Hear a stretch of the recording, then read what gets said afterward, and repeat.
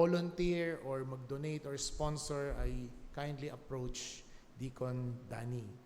So ito pong ating lingguhang monthly na Gospel Hour Service ay ginagawa po natin para po sa pag-abot natin sa ating mga mahal sa buhay, kaibigan, at ito po yung ginagawa natin mostly every end of the year, every month except on May and December, sapagkat next month po meron din pong hapong gawain, pero ito po ay ang aming church anniversary, 45th anniversary. At welcome din po kayo na dumalo sa pagdiriwang at pakikiisa sa katapatan ng Panginoon sa araw na iyon.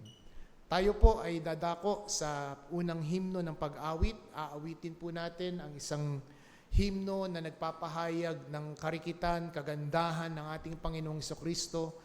Siya po ay maganda not in a sense of the physical sense, but yung pong katangian niya na siya ay Diyos na nagkatawang tao, iniwan niya ang kanyang kaluwalhatian sa langit, nagpasakop siya sa kalooban ng kanyang Ama bilang kahalili, kapalit, bilang isang substitute for our sins.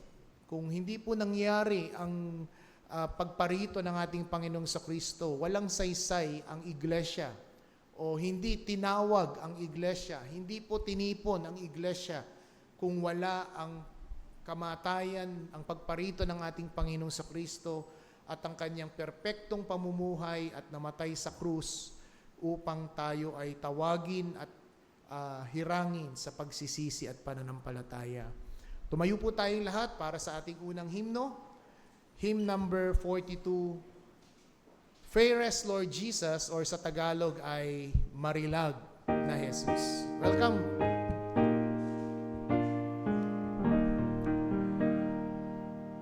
Marilag na Jesus, Hari ng sinukob, na ganyong taong anak ng Diyos.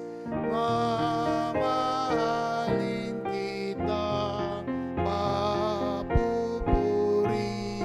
ka, karangalan ng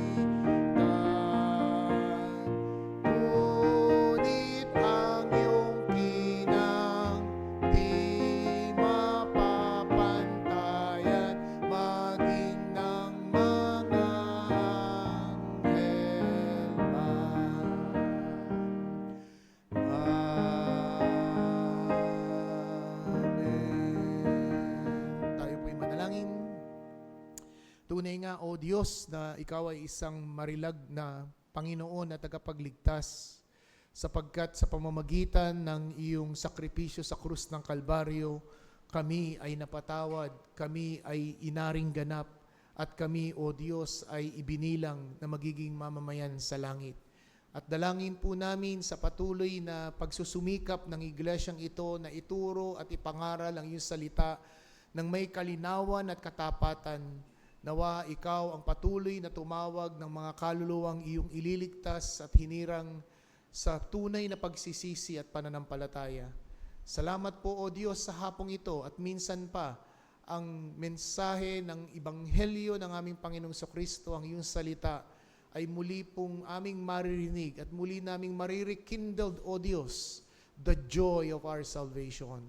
Naway maghari ka at ang iyong banal na spirito ang siyang tunay na kumilos sa aming kalagitnaan, bata man o matanda, lalaki man o babae, para sa kapurihan ng iyong pangalan, sa pangalan ni Kristo Jesus.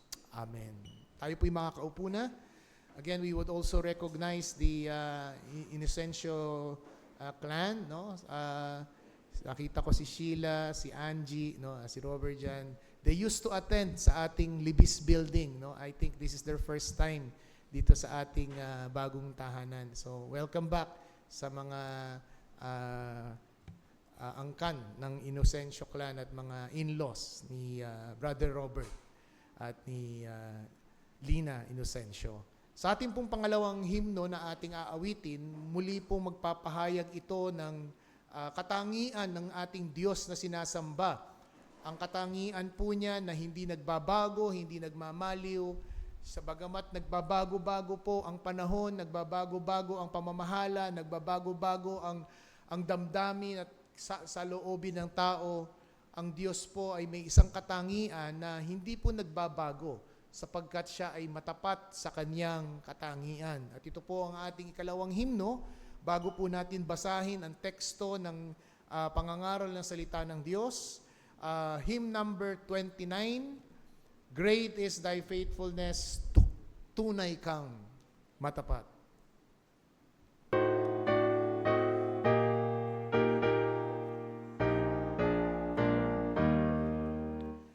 Tunay kang matapat, Diyos naming Ama, di nagbabago, di nag-iba. Mahapon, matanghali, maumaga, sa buong panahon matapat ka. Tunay kang matapat, tunay kang matapat, araw-araw aking namamalas, ang iyong kabutiang walang kupas. Tunay kang matapat sa paglingap. Araw-araw tag-ulan at ang tag-ani, araw-buwan bituin sa gabi.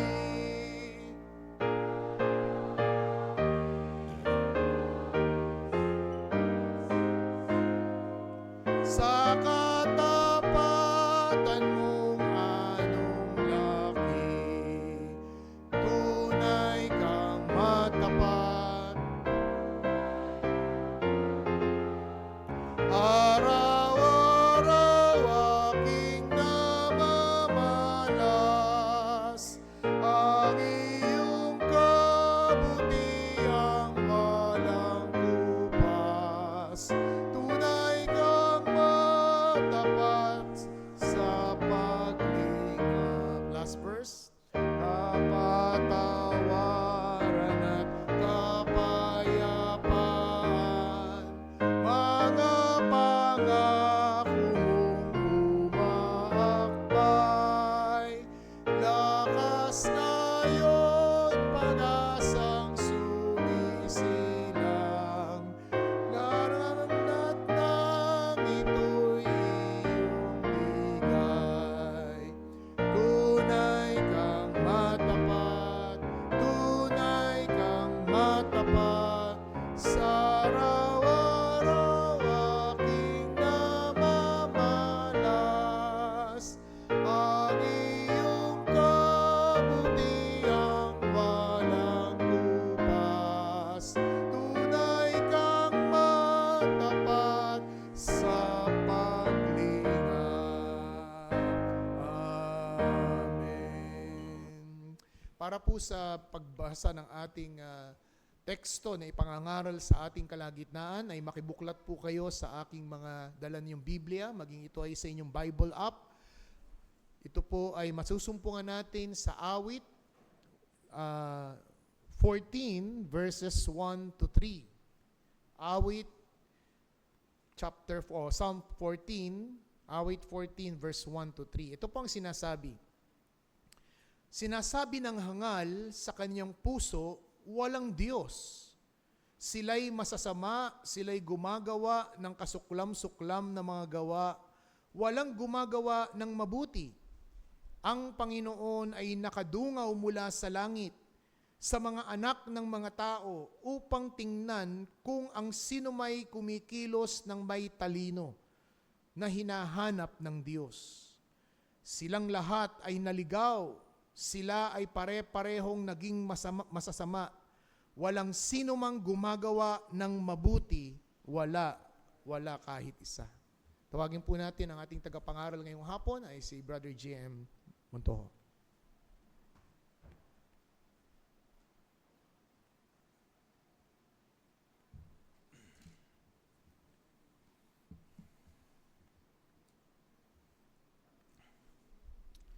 Isang mapagpalang tanghali po sa lahat. Welcome po sa aming mga bisita dito sa Trinity Neighborhood Church. Ganon din sa kalahatan ng mga kabataan ng aming iglesia at sa buong kapatiran ng ating church sa TNC. As a Reformed Baptist, naniniwala tayo to the doctrines of grace. Doktrina ng biyaya ng Panginoon. At isa doon ay ang total depravity. Total depravity, isa ito sa mga protestanteng paniniwala na patungkol sa tunay na kalagayan ng tao.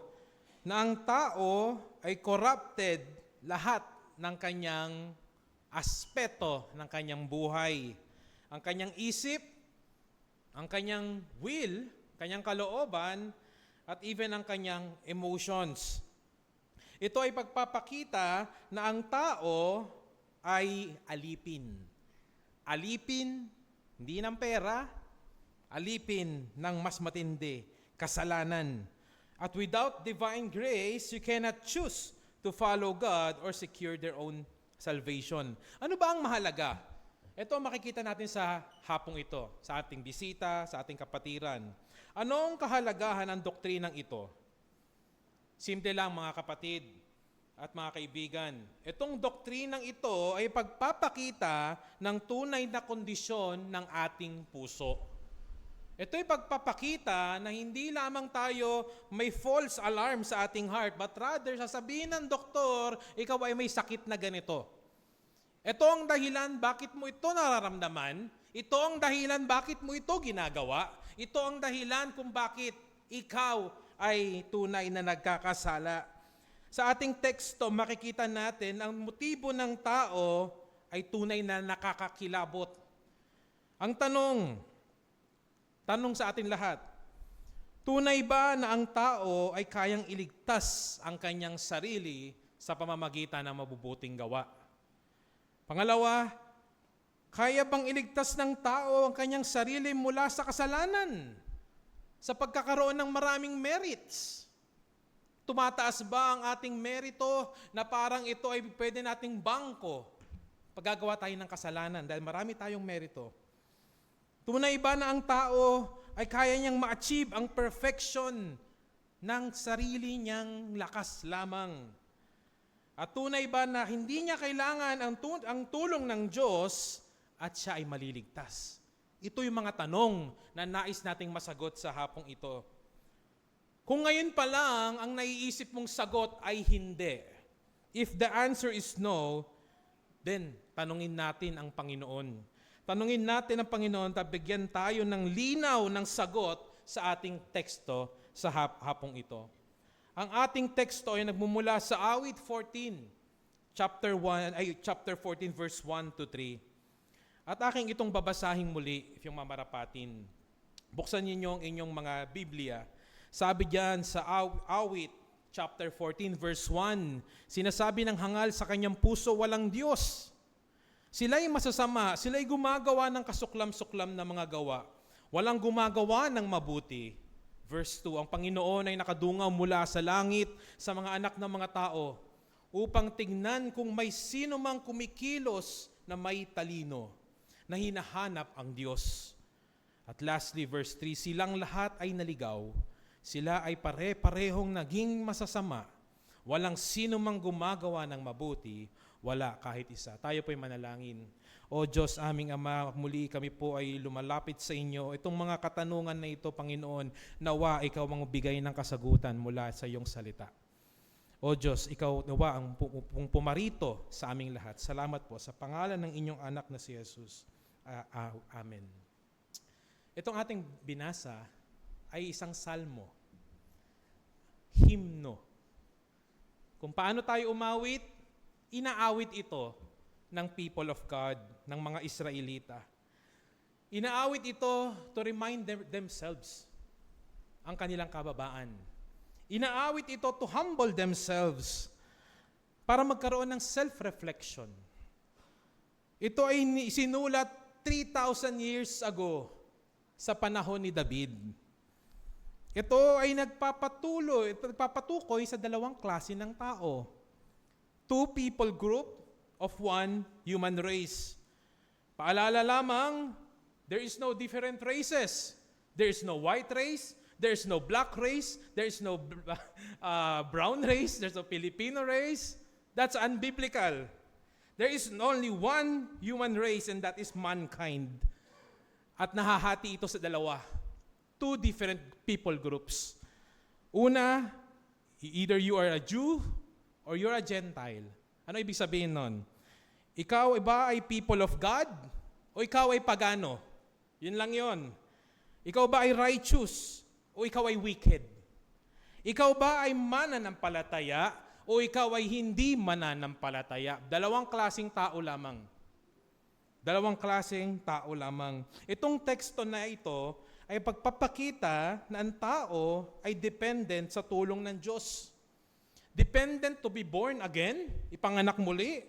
Dependent to be regenerated, ibig sabihin, baguhin ang ating puso, at dependent upang maligtas at mabago. Pero makikita natin ang ating titulo, ang bulag na makasalanan. Bulag na makasalanan. Bakit? Because sin makes man blind spiritually. At itong spiritual blindness na ito, pag hindi naagapan, hindi lamang ito maglilid sa kamatayang pisikal at even din sa kamatayang spiritual. Kaya ang mensahe sa atin sa hapong ito ay ito, mga kapatid at mga kaibigan. Ang likas na katangian ng tao sa pagkakasala ay sanhi ng espiritual na pagkabulag. Likas na katangian. Ako ay may anak na 4. Habang sila ay lumalaki, nakikita ko ang likas na kasalanan ng tao. Mahal ko ang aking mga anak, pero makikita ko ang depravity ng tao. Hindi mo kailangan turuan ng isang bata para gumawa ng masama. Hindi mo kailangan turuan ng isang bata para siya'y magsinungaling. Hindi mo kailangan turuan ng isang bata upang siya'y magrebel. Hindi mo kailangan turuan ng isang bata upang siya ay sumuway at magalit din sa kanyang magulang. Likas sa tao ang pagkakasala. Kung paano sa atin, mga kapatid, no, napakahalaga ng sight. Sa pagmamaneho, dapat required ka na malinaw ang iyong mata. Pag malabo ang iyong mata, kailangan meron kang salamin. Nakalagay yun doon. Sight is very important. Pagka nawawala na yung paningin, yung ating lumalabo na yung ating paningin to the point of spiritual blindness, maraming nawawala sa atin. Ano yun? Una, hindi mo na nakikita yung kagandahan ng paligid. Hindi mo na nakikita yung kagandahan ng iyong asawa. Hindi mo na nakikita yung kagandahan ng iyong bahay. Hindi mo na nakikita yung iyong mga anak. Yung appreciation mo nawawala. Yung sense of direction mo ay nawawala. Hindi mo alam saan yung kaliwa at sa kanan. Hindi mo alam saan ang papunta sa kung saan ka dapat pumaroon. Hindi mo rin alam kung may parating na masama. Wala ka ng protection from danger. Sa mga nagmamaneho, napakahalaga nito. Pagka tumatakbo ka ng NLEX, kailangan very focus ka. Dahil in a split of 2 seconds, maaaring ikamatay mo pagka may aksidente. Ganon kahalaga ang mata. Ganon kahalaga ang paningin. Natututo tayo about God's creation because of our observation sa ating mga mata. Nagkakaroon tayo ng connection sa ating mga kaibigan dahil meron tayong interaction, nakikita natin. So sa pagdating sa pagsamba, spiritual blindness is the result of sin. Every man is born with sin. Therefore, lahat ng tao ay spiritually dead. Spiritually blinded. Ito ay pagsuporta sa doktrina ng total depravity. Una, that man is corrupt and cannot save himself. At pangalawa, man needs a divine intervention to be saved. Kailangan ng pagtulong ng Diyos. So ano yung tanong na nais natin masagot muli sa hapong ito? How does the passage define man's total depravity? Paano daw ba dinefine? Dalawa lang ang nakikita natin. Una, kalahatang pagre-rebelde laban sa Diyos. Pangalawa, kalahatang pagkabulag at pagkaligaw dahil sa kasalanan. Alam niyo mga kapatid, mga kaibigan, nung inaaral ko to, tinatanong ko yung aking sarili. Sino bang kausap ni David? Sino bang kausap ng Diyos? On a specific year lang ba? On a specific people? On a specific timeline? O ang ibig kausapin dito ay ang lahat ng tao sa lahat ng siglo, sa lahat ng panahon. At dito natin makikita ang sagot ng Diyos. Una, kalahatang pagrebelde laban sa Diyos. Ito ay nakakatakot na description ng psalmist about the sinner's depravity at yung taas ng pwedeng gawin ng kasalanan. The height of what sin can do. Yung sinabi diyan sa verse 1, sinasabi ng hangal. Yung hangal ay galing sa Hebrew word na nabal, magkatunog no? Hangal, nabal. Itong nabal na ito, it means fading away, dying, parang unti-unting pagkamatay ng isang bulaklak. Dinescribe daw na ito ng foolishness daw ng tao, ang kanyang wisdom ay unti-unting namamatay parang bulaklak. This speaks about the unregenerate man. Ito pala, yung pagiging fool, yung kahangalan, hindi pala ibig sabihin ito na mahina ang isip mo sa eskwelahan. Na makonti lang ang iyong pinag-aralan. Hindi yun ang ibig sabihin nito. This is not an intellectual deficiency, but rather this is moral rebellion. Moral. Tama't mali. Pinipili mo pa rin yung mali. Kaliwat kanan, pinipili mo pa rin yung kaliwa. This shows that one cannot truly trust one's own heart. Diba? Madalas marinig natin, follow your heart. Heart. Follow your heart. Follow your dreams. Napakagandang pakinggan, pero napakamali. Napaka-deceiving. Dahil ang puso natin ay napaka-deceitful. Sabi sa Jeremiah chapter 17, verse 9. Ang puso ay hindi mo mapagkakatiwalaan. Ito'y taksil sa sarili mong katawan. Taksil sa sarili mong pag-iisip. Sa mga 90s dyan, alam nyo yung kantang Foolish Heart? Napakaganda. Romantic song. Foolish Heart. Napakaganda na itong kantang to. Famous love song, yet this is very true. A heart that is inclined to sin is indeed very foolish. Ang isang puso na nakahiga at masyadong nakaasa sa kasalanan ay napakahangal. Hangal. The fool is described dito ay hindi again mahina ang pag-iisip, ha? Pero contrary, kabaliktaran. Itong fool na ito, ang dinidescribe sa Psalm, is described as the one who thinks himself or themselves highly in society. Sila yung madudunong. Sila yung mararaming alam. Sila yung magagaling sa argumento. Sila yung mga tao na they can exercise their own ingenuity. Anong kanilang goal? Trying to prove God's existence. Trying to prove that God does not exist. Sa ating panahon ngayon, dati wala pa to, hindi pa naisulat sa panahon ng Salmo. Pero sa ating panahon, ang tawag dito ay atheism. Atheism. Atheism. A, negative. Ibig sabihin, hindi naniniwala sa Diyos. Rejecting God, insulting God, and claiming that God does not exist. Mga kapatid, kabahan tayo. This is the height of sin. Mamaya papakita ko sa inyo na lahat ng kasalanan natin ay may bahid ng pride. The result of this rebellion against God ay horrible act of sin. Sa Facebook, isang beses madalang ako mag-Facebook dahil sa kabisihan sa trabaho.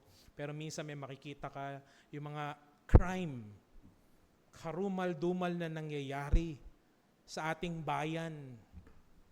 Makakakita ka ng pinapatay sa liwanag ng araw. Makakakita ka ng nakakakilabot na mga aksidente, ng mga krimen. At masasabi mo, may takot ba sila sa Diyos? Alam niyo yun, di ba? Pag Pilipino ka, nasasabi mo yun. Kunyari may nangyaring krimen, wala silang takot sa Diyos. Exactly. Ganito ang nangyayari. This is itong rebellion na itong pagsasabi na God does not exist ay makikita natin sa horrible acts of sin. Sa pagsisinungaling, sa pagnanakaw, sa pagpatay, sa kalaswaan, sa homosexuality, sa blasphemy, laban sa Diyos, lahat ng ito ay makikita natin ay rebellion laban sa Diyos. Ang existence o ang ang Diyos natin dito, nire-reject natin siya, ay nakakatakot. This is a result of pride and arrogance. No wonder ang tawag ay Pride Month. Pride Month. Sunod, makikita natin doon yung nakakatakot dito na sinabi, wala silang Diyos, sila'y masasama. Sila'y gumagawa ng kasuklam-suklam na mga gawa.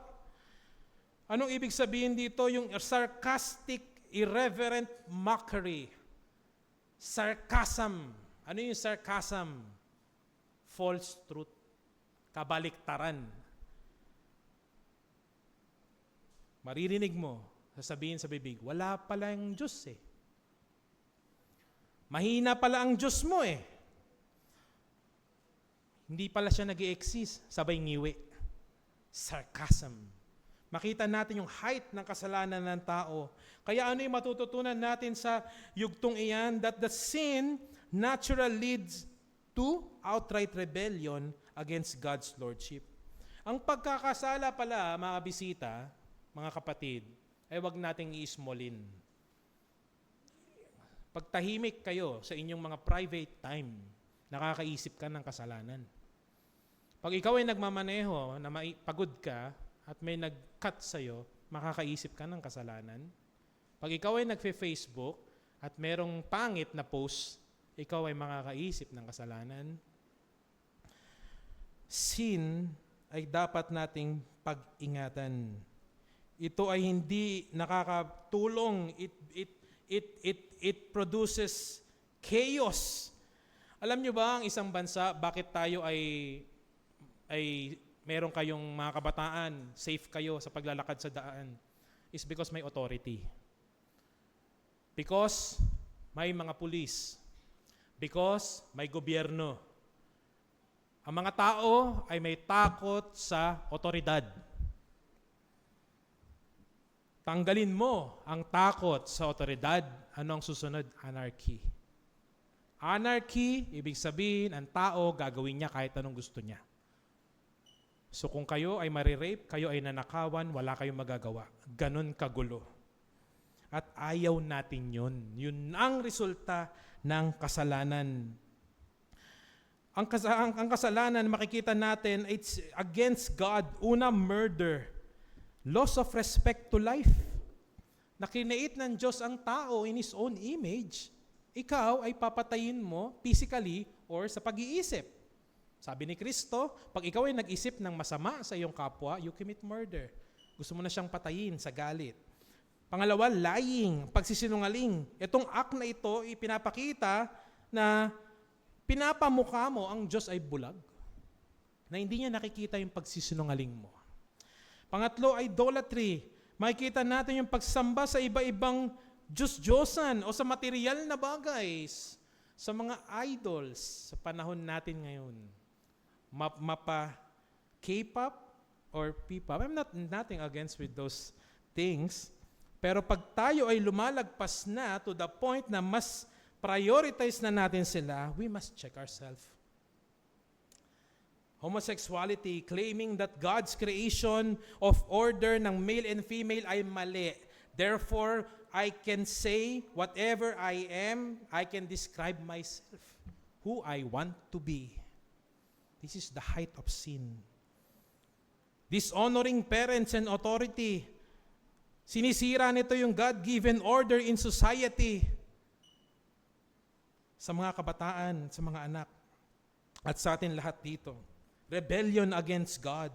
And finally, atheism. Sinasabi mo na walang Diyos. Atheism, ginamit itong salitang ito during 1546 sa Europe.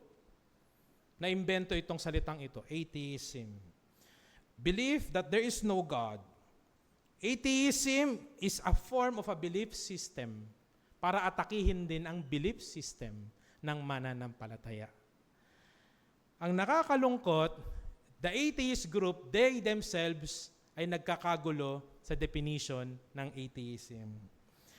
They want to deny, they want to say na atheism daw ay dependent sa reasoning ng isang tao.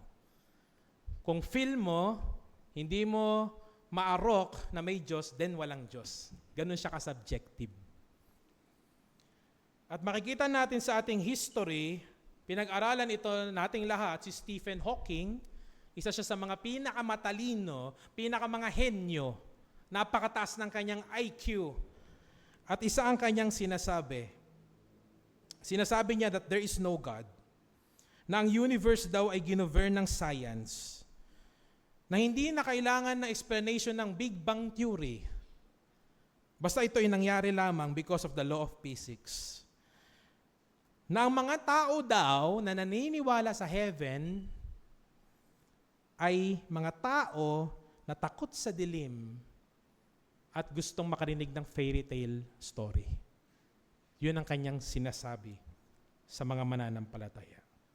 Dito makikita natin ng isang fool, gaano man siya kataas ang kanyang pag-iisip, can be highly intelligent sa standard ng mundo, but can be full ignorant to the true reality of his own spiritual life. Kaya makikita natin sa Job 2, chapter 2, verse 9, kung saan si Job, di ba nakaranas siya ng paghihirap? Narinig niyo ano yung sagot ng kanyang asawa sa kanya? Job, hahawa ka pa ba sa integrity mo, sa pananampalataya mo? Nahihirapan ka na. Iniwan ka na ng Diyos mo. Alam mo, Job, anong gagawin mo? Suggest ko lang. Sabi ng kasawa ni Job, curse God and die. Sa dami ng pinagdaanan mong hirap sa buhay, namatayang ka ng mga anak, nawalan ka ng hanap buhay, nagkasakit ka na ng kung ano, marabit ka na lang mamatay, sumpain mo na ang Diyos at ikaw ay mamatay. Yun ang lumabas sa bibig ng asawa ni Job. Kaya makikita natin mga kapatid na dapat tayo ay maging maingat. Maingat tayo sa pag-alis ng sense of religion dahil ito'y mag-aalis din ng sense of rightness between right and wrong, honesty and deception. Sabi ni Charles Spurgeon, sin is always folly, and it is the height of sin to attack the very existence of the Most High. Mga kapatid, ang titulo natin ay ang bulag na makasalanan. Pero hindi lamang ito nangungusap sa mga hindi mananampalataya. Even mananampalataya ay makasalanan. Kinaibahan lang ay kayo nakakakita. Pero ikaw ay makasalanan. Pansinin mo ang iyong sarili. Darating ka sa punto na masasabi mo, nasa na ang Diyos? para ako'y kanyang tulungan. Bakit siya'y wala? Ganoon nakakatakot ang kasalanan. Pangalawang punto, ang kalahatang pagkabulag at pagkaligaw dahil sa kasalanan. Sa verse 2, makikita natin na ang Diyos ay nasa ibabaw. Nasa ibabaw, nasan siya? Nakadungaw mula sa langit sa mga anak ng mga tao.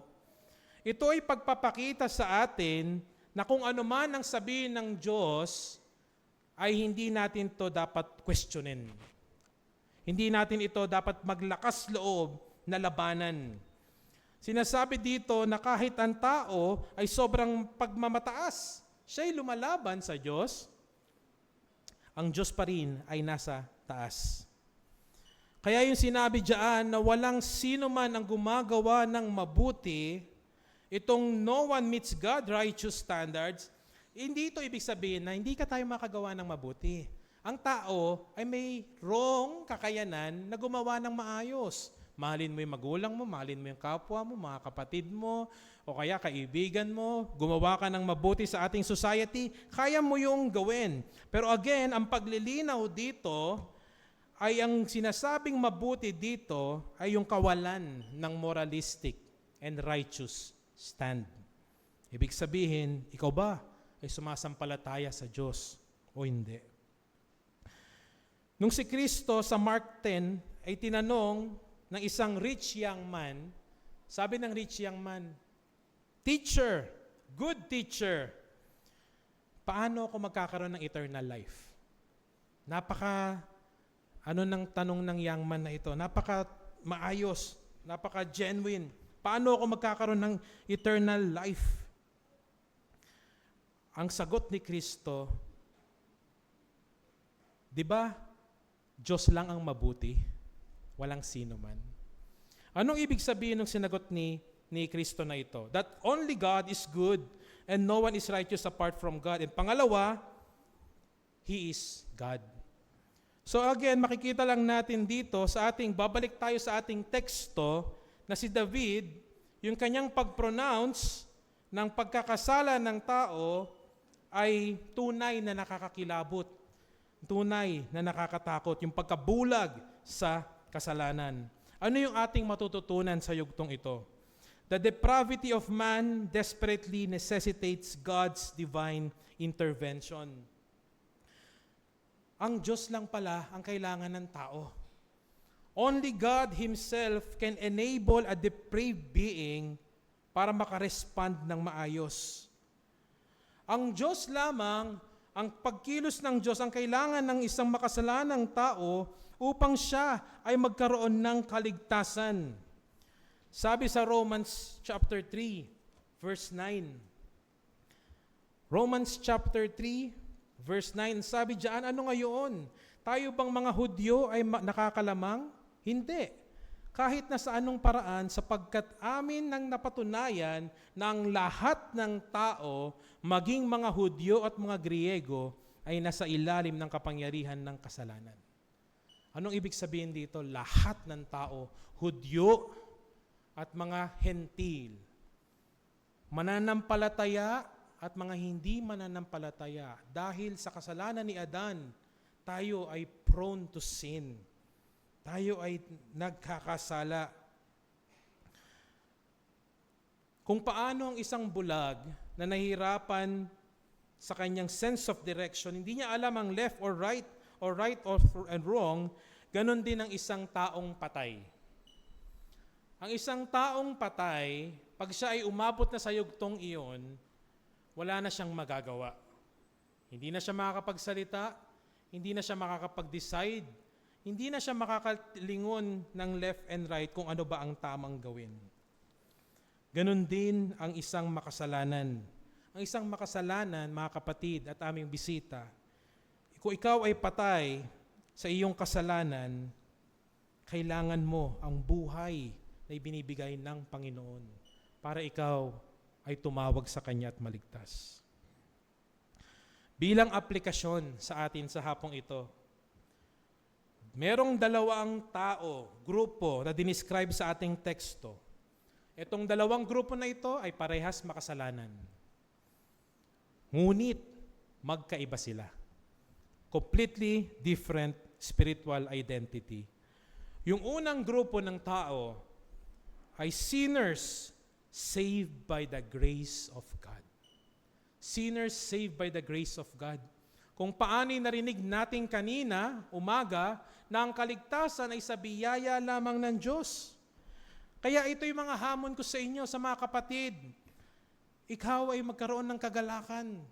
Take joy. Ikaw na sumasampalataya sa ating Panginoon. Dahil ang iyong kaligtasan ay nakasalalay kay Kristo. Hindi ito nakasalalay sa iyong sariling gawa. Christ is the reason na ina-accept ng Diyos ang ating repentance bilang mananampalataya. Si Kristo ang dahilan kung bakit ang isang makasalanan ay maaaring makapunta at makalapit sa Diyos at sa kalangitan. Ang isang mananampalataya ay hindi automatically na malinis na tao. Never. Makikita mo, meron ka pa ring bahid ng pagkakasala. Ngunit kapatid, makikita mo na yung pagkakasala mo, nagkakaroon ka ngayon ng kapangyarihan to say no to sin. Nagkakaroon ka ng kalakasan para labanan ang kasalanan. At little by little, the Word of God transforms you. Kaya mga kapatid, itong teksto sa hapong ito ay nawa magbigay sa atin ng magandang reminder to lean not on our own understanding. Na sa mga panahon na tayo ay manghihina at tayo ay nadadapa dahil sa pagkakasala, tayo ay lumapit sa Diyos at magtiwala sa Kanyang karunungan. At nawa ito din katotohanan na ito, mga kapatid, ay magbigay sa atin ng humility. Hindi porket tayo ay niligtas ng Diyos, tayo ngayon ay magyayabang sa lahat ng mundo at ating yuyurakan ang mga makasalanan na tayo rin naman ay nanggaling doon. We do not deserve the grace of God, but because of His mercy, tayo ay nakakalapit. Para sa pangalawang klase ng mga tao na dinidescribe sa text na ito, sinners continuing in the judgment of God. Kaibigan, nawa buksan nito ang iyong bulag na mata. Itong simpleng pagbasa, pagpapahayag, hindi kailangan istir ang iyong emosyon, ay magbukas ng iyong mata. Hindi mo kayang iligtas ang iyong sarili gamit ang iyong good works. Ang kingdom ng Panginoon is not a kingdom of pride, but a kingdom of humility and submission to God. Sa pamamagitan lamang ng pananampalataya kay Kristo, ikaw ay makakalapit sa presensya ng Diyos. Pag ikaw ay umabot na sa yugto na ikaw ay mamamatay na, huling moment mo na, ikaw ay may sakit, maiisip mo, paano ako makakapunta ng langit? Sa mabubuting gawa ko ba? O kay Kristo lamang? Kasi kung sa mabubuting gawa ko, ito ay very hopeless. Kaya mga kaibigan, now is the time para pigilan mo na yung resistance mo sa Diyos. There is no point in fighting and rebelling against God. At napakaganda ng ating gospel dahil si Kristo is very gentle. Sa kabila ng pagkakasala mo, the Lord is very gentle in offering the mercy of God like a gentle stream of water that washes the dirt of our own sinfulness. Ako ay magtatapos sa mga huling linya na ito. Ang bulag na makasalanan ay bingi sa katotohanan. Ang bulag na makasalanan ay pipe sa paghingi ng kapatawaran. Ang tanging kailangan ng isang bulag ay isang milagro. Naalala nyo kung paano si Kristo ay nagpagaling. Mayroong lumapit sa Kanya, bata pa lang bulag na. Bata pa lang bulag na. Anong ginawa ni Kristo? Si Kristo ay kumuha ng putik, inilagay ito sa kanyang mata, at itong bulag na ito ay nakakita. Nawa kung paanong si Kristo ay nagpagaling ng isang bulag, gayon din naman tayong lahat ay lumapit sa Kanya. Makita natin ang Diyos. Magkaroon ka ng sight, magkaroon ka ng pagtingin, ng pagkakita, at ikaw ay tumingala sa langit at simulang tumawag sa Diyos, humingi ng kapatawaran sa pamagitan ng krus ni Kristo. Ang tanong, hanggang kailan ka mananatiling bulag? Tayo ay may manalangin. O Diyos aming Ama, maraming salamat Panginoon sa mga katotohanan ito. Maraming salamat Panginoon na dahil kay Kristo, kami ay nakakalapit sa iyo. I-describe mo sa iyong salita, O Diyos, na indeed ang tao ay lubos na makasalanan at kailanman hindi niya kayang iligtas ang kanyang sarili. Kaya, O Diyos, ngayong hapon, ikaw po nawa ang kumilos sa aming kalagitnaan at iligtas mo kaming lahat. Salamat po, O Diyos, sa pangalan ng inyong anak na si Jesus. Amen.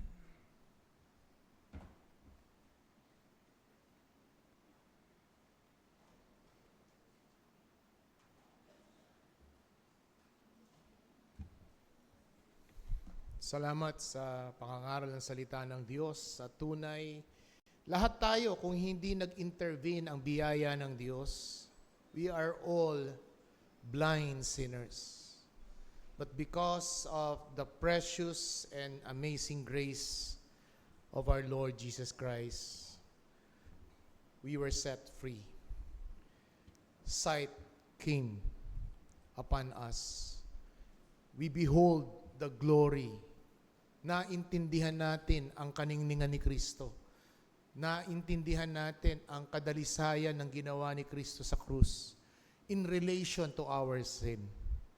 But until na hindi natin makita ang kaningningan ni Kristo, tayo ay patuloy na lugmok, naka-immerse sa kasalanan. At yan ang ating panalangin, nawa dumating sa atin, sa ating pakikinig ng salita ng Diyos, sapagkat ang sabi sa Romans chapter 10 verse 17, faith comes by hearing. Sa patuloy na inyo pong pag-i-expose ng inyong mga pandinig sa salita ng Diyos, na ito'y inyong marinig, sa inyong binabasa, sa inyong pagbubulay-bulay, sa inyong pakikinig, sa pagdalo, ang biyaya ng Diyos ay dumarating. Tumayo po tayong lahat para sa ating huling himno. Hymn number 103, Biyaya ng Diyos ang tumubos. Amazing Grace.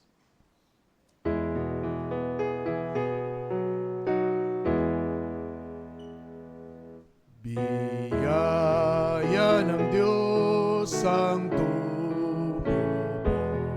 sa akin ay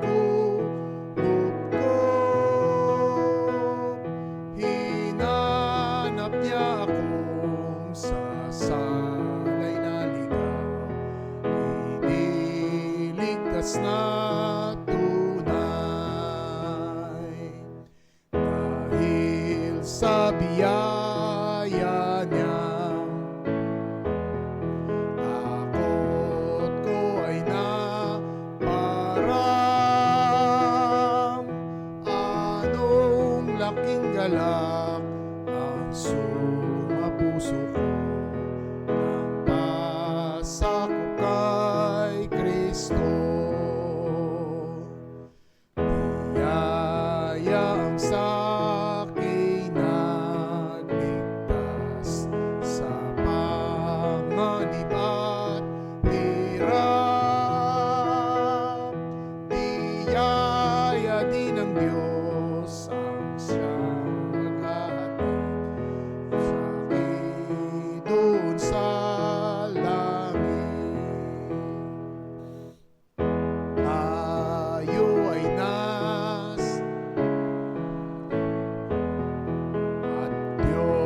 Diyos ay biyaya niyang wagas sa ating isasaysay doon magpakailanman. Amen.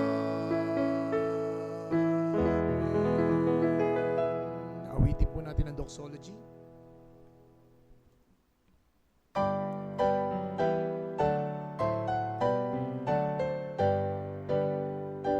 Praise God from whom all blessings flow. Praise Him, all creatures here below. Praise Him above the heavenly hosts. Praise Father, Son, and Holy Ghost. Amen.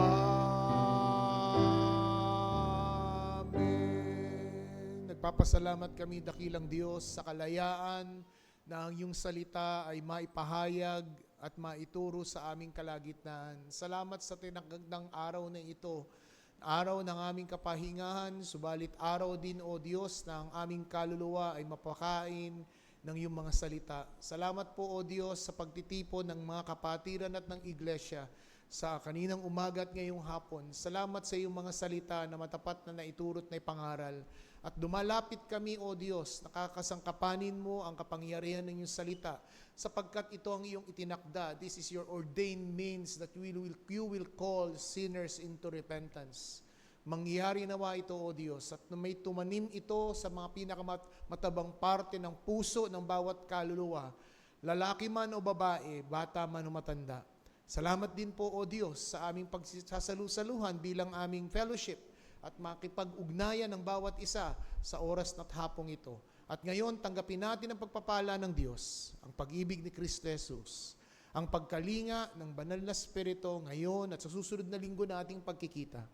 Siya nawa.